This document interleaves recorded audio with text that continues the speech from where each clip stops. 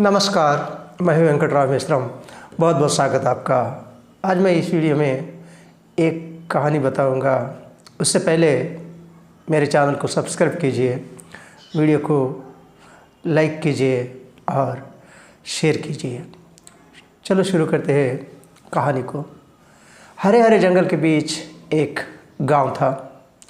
उस गांव में सत्संग सप्ताह का आयोजन किया गया था। एक सप्ताह तक भजन, कीर्तन, प्रवचन आदि कार्यक्रम चल रहे थे। समस्त गांववासी आनंदित थे। प्रवचन रूपी भक्ति गंगा में भक्ति के रंग में रंग चुके थे। प्रवचनकारी साधु महाराज के एक एक शब्द मनमोहने वाले और आध्यात्मिक के ओर आकर्षित कर रहे थे। एक सप्ताह तक सत्संग का आनंद सभी गांववासी ले रहे थे।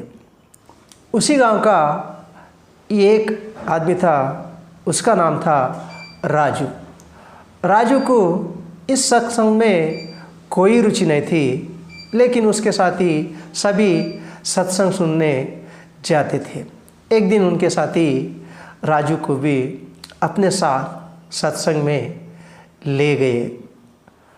राजू को देखते ही सत्संगकारी साधु महाराज ने बोले, आओ आओ बैठो।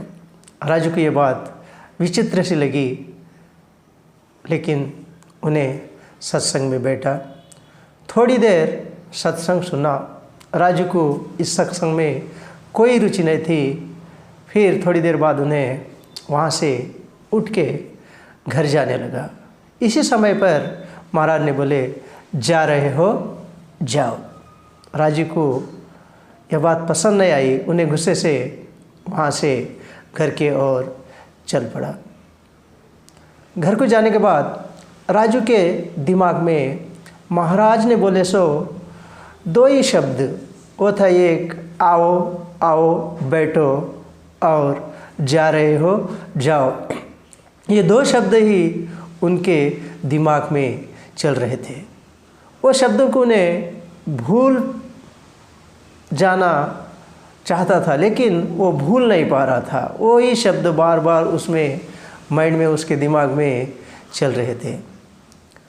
बाद में सायंकाल हो गया और भोजन करके राजू सो गया।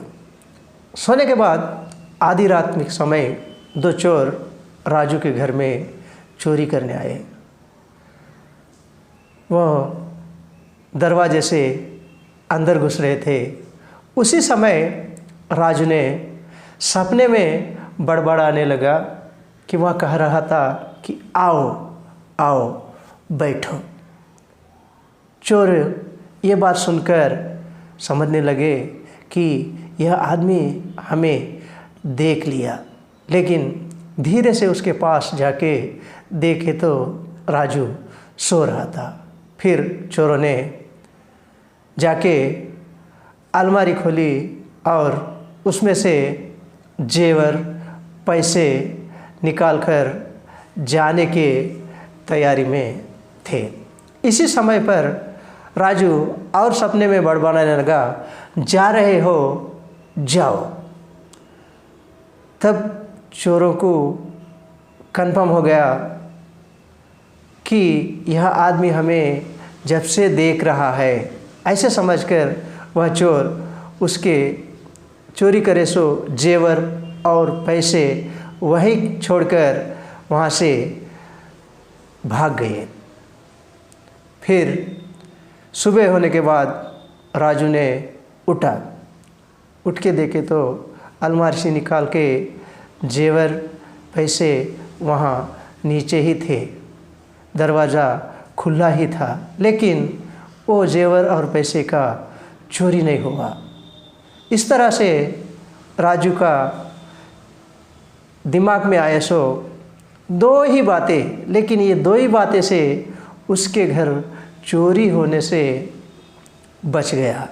बाद में राजू अपने अंदर परिवर्तन लाया और बाद में बहुत अच्छी सी ज़िंदगी जीने लगा। आध्यात्मिक के और आकर्षित होके उन्हें भक्ति मार्ग में चलने लगा, सेवा भाव रखने लगा। इस तरह से इस कहानी से हमें पता लगता है कि सत्संग संगति अच्छी है तो अपने को उसमें कोई दिलचस्पी भी ना हो, लेकिन वो संगति का परिणाम अपने को अच्छा ही मिलता है। ऐसे कहानी से आपके में जीवन में भी परिवर्तन आएगा, ऐसा मैं आशा करता हूँ। जय हिंद, जय भारत।